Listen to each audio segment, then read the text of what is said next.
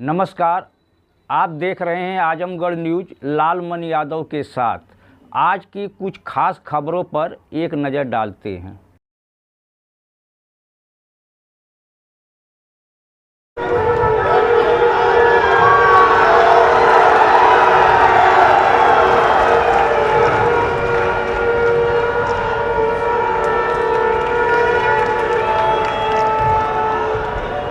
कार्यक्रम को आगे बढ़ाते हैं।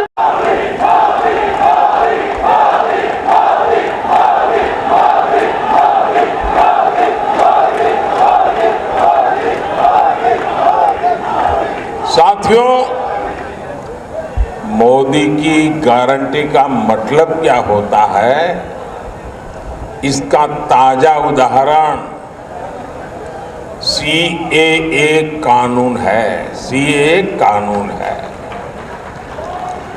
और आपने देखा होगा कल ही सीएए कानून के तहत शरणार्थियों को भारत की नागरिकता देने का काम शुरू हो गया। पहले लॉट को ऑलरेडी नागरिकता दी गई और ये सभी भाई बहन हिंदू है, सिख है, बौद्ध है, जैन है, पारसी है, ईसाई है और ये वो लोग हैं जो शरणार्थी बन करके लंबे अरसे से हमारे देश में रह रहे हैं। ये वो लोग हैं जो धर्म के आधार पर हुए भारत के बंटवारे का शिकार हुए थे। और मजा देखिए, ये महात्मा गांधी का नाम लेकर के सत्ता की सीढ़ियां तो चढ़ जाते हैं, लेकिन महात्मा गांधी के बातों को याद नहीं रखते। खुद महात्मा गांधी ने भरोसा दिया था कि वो कभी भी भारत आ सकते हैं। 70 वर्षों में हजारों परिवार प्रताड़ना झेल करके अपनी बेटियों की इज्जत बचाने के लिए, अपना धर्म, अपनी संस्कृति, अपनी परंपरा को बचाने के लिए मजबूरन मुसीबत के मारे भारत मां की कोख में आकर के शरण लिया।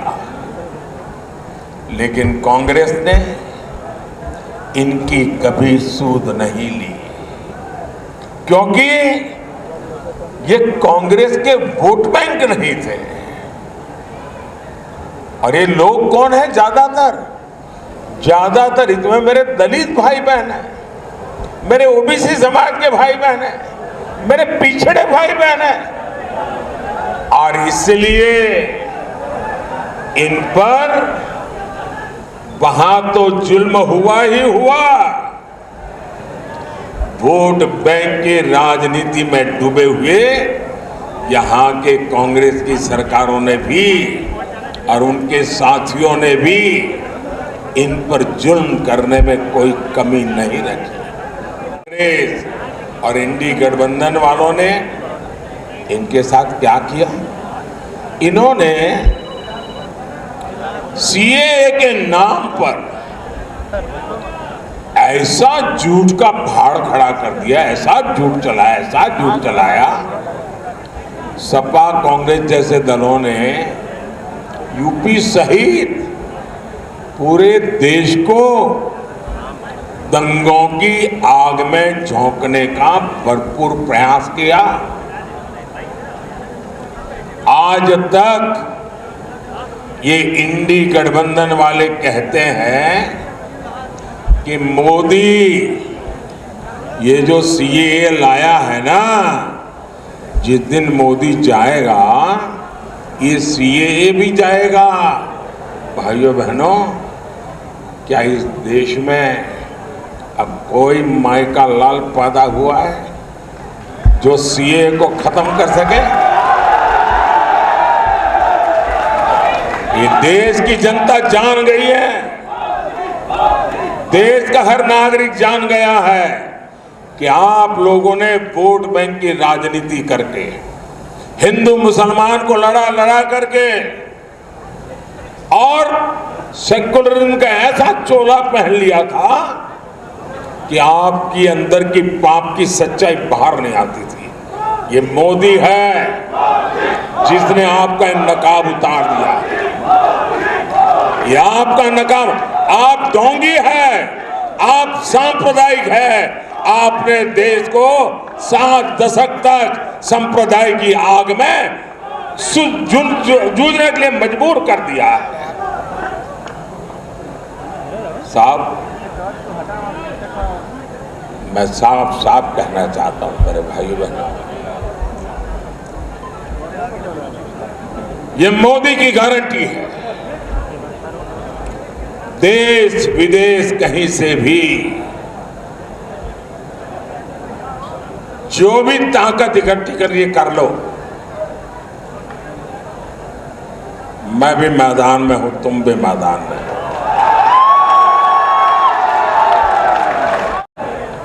आप सीए नहीं मिटा पाओगे। आने वाले कुछ महीनों में ही पश्चिम बंगाल से लेकर दिल्ली, पंजाब तक हजारों शरणार्थी परिवार मां भारती की गोद में रह रहे हैं, अनाथ की तरह रह रहे हैं। वो अब सम्मान के साथ रहेंगे, उनके पास उनकी एक पहचान होगी, वो मां भारती के बेटे कहने के हकदार हो जाएंगे। हमारे उत्तर प्रदेश में भी ऐसे लाखों परिवार बसे हुए हैं जी। साथियों, मोदी की एक और गारंटी आज कश्मीर में भी दिख रही है। पिछले 5-6 दशकों में कश्मीर देश के हर चुनाव का मुद्दा होता था। हर चुनाव में सभी दल कश्मीर के मुद्दे को भुनाते थे। आपने देखा होगा, ये हमारे विरोधी लोग हैं ना, उनकी बोलती बंद हो गई है, उनके मुंह पे ताला लग गया है।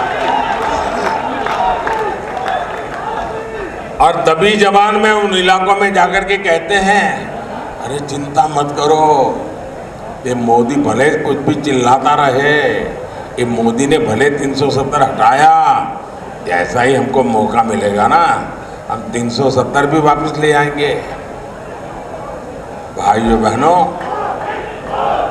सवाल मोदी का नहीं है। जिस प्रकार से श्रीनगर में ये चौथे चरण के समय मतदान हुआ, भैया आपका प्यार मेरे सर आंखों पर, मुझे जरा बोलने दीजिए।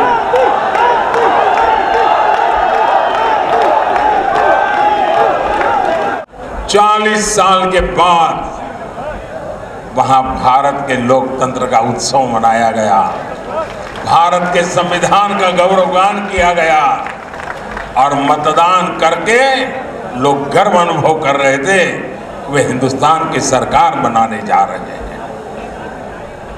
श्रीनगर के जीवन में बहुत बड़ा दिन था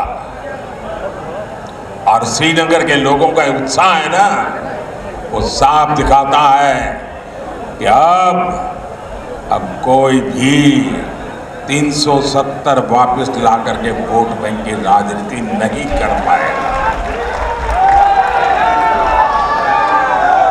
आजमगढ़ के यूपी के हमारे सैनिक परिवारों की माताएं बहनें हमेशा चिंता में रहती थी, न जाने कब कश्मीर की धरती पर आतंक की धमाका कर दें, न जाने कब पत्थरबाजी हो जाए और न जाने कब बुरी खबर आ जाए, कोई ठिकाना नहीं था।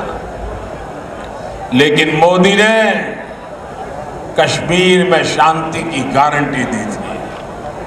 मोदी ने 370 की दीवार गिरा दी, 370 की दीवार गिराई। पहले वहां चुनाव आते थे तो हड़तालें होती थी, मतदान करने वालों को मौत की मुसीबत आ जाती थी, आतंक की धमकी देते थे। लेकिन इस बार श्रीनगर में पिछले अनेक चुनावों के रिकॉर्ड टूट गए भाई। साथियों, ऐसा काम वही कर सकता है जिसके रग रग में राष्ट्र प्रथम का संकल्प बह रहा हो। आप याद करिए, 10 साल पहले देश में एक सामान्य व्यक्ति की सुरक्षा भगवान भरोसे होती थी। कभी बम धमाके, कभी आतंक, कभी स्लीपर सेल, कभी दंगे, और आजमगढ़ की तो पहचान ही बदल दी गई थी।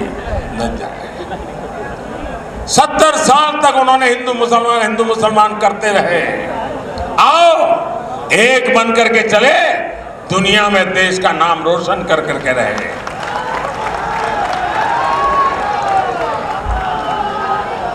साथियों, इतनी गठबंधन तुष्टीकरण के दलदल में पूरी तरह धंस चुकी है। समाजवादी पार्टी के शीर्ष नेता राम मंदिर को लेकर आए दिन घटिया बातें कर रहे हैं।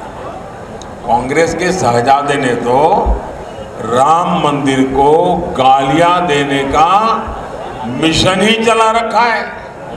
सिर्फ वोट बैंक को खुश करने के लिए ये लोग हमारी आस्था पर चोट कर रहे हैं। साथियों, यहाँ इतनी बड़ी संख्या में हमारी माताएं बहनें आई।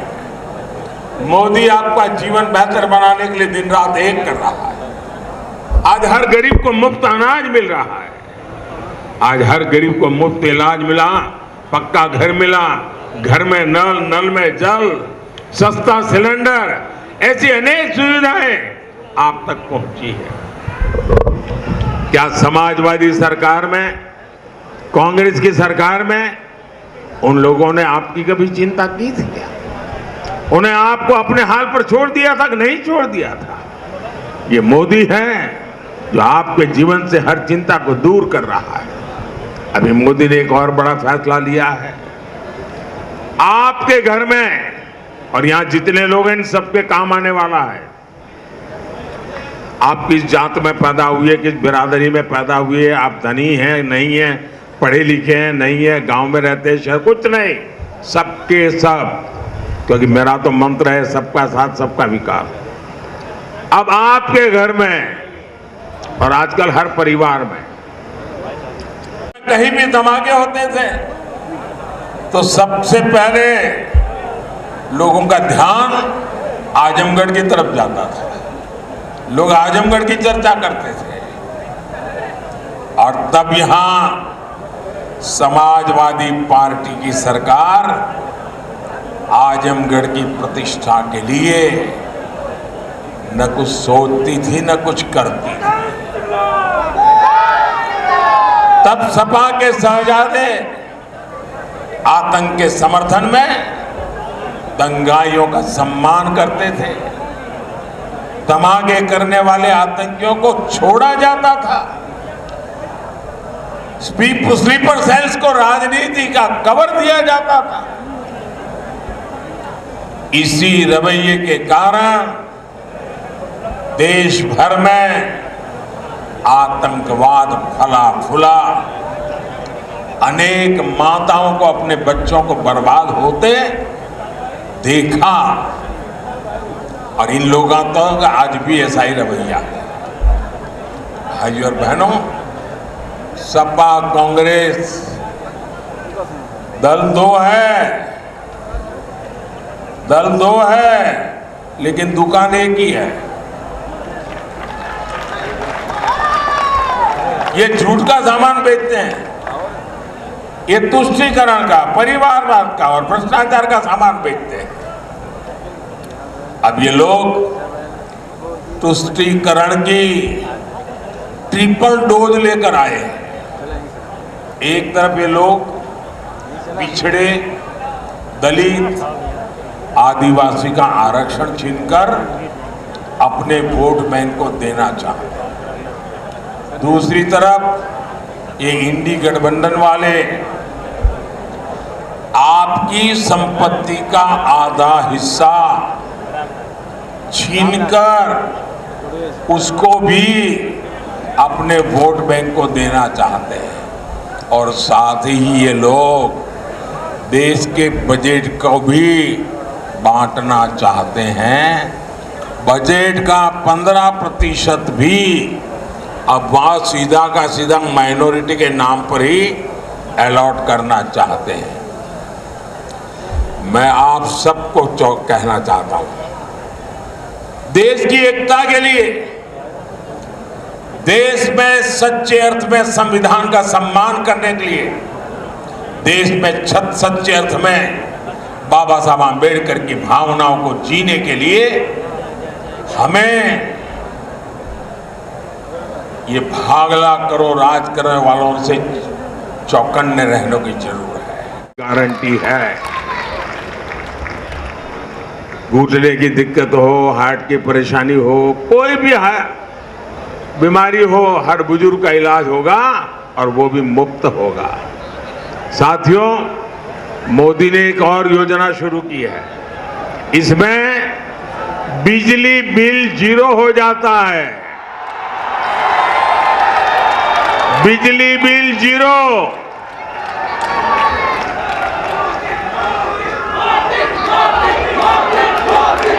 इतना ही नहीं, बिजली बिल तो 0 हो जाएगा, लेकिन बिजली इस्तेमाल करने वाला हीरो बन जाएगा। सिर्फ निरहुआ हीरो हो गया था नहीं, आप हीरो बन जाएंगे। इस योजना को मैं समझाता हूं और ऑलरेडी चालू कर दिया है मैंने। ऐसा नहीं कि 4 जून के बाद करूंगा, कर दिया। योजना का नाम है पीएम सूर्यघर मुफ्त बिजली योजना।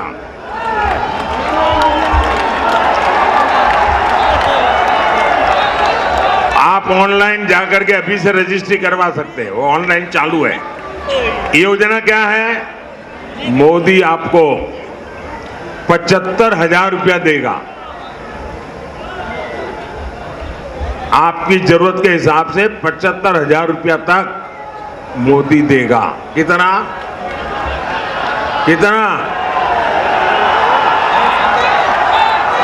उसमें से आप घर पर सोलर पैनल लगाएंगे और जो सोलर की बिजली होगी उसका आप अपने परिवार के लिए उपयोग करेंगे और जो ज्यादा बिजली होगी वो योगी जी की सरकार खरीद लेगी।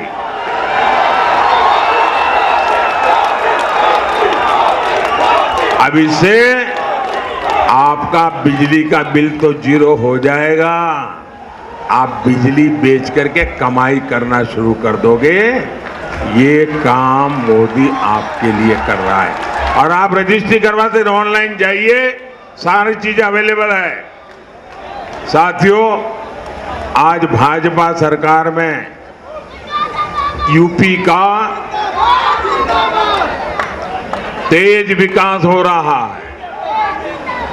मंदुरी एयरपोर्ट बना है, महाराजा सुहेलदेव यूनिवर्सिटी बनी है, किसान कल्याण के काम हो रहे हैं। लेकिन यूपी के शहजादे को इन कामों से पेट में क्यों दर्द होने लगता है? इन्हें लगता है कि इस क्षेत्र का विकास हो गया तो इनकी दुकान कैसे चलेगी।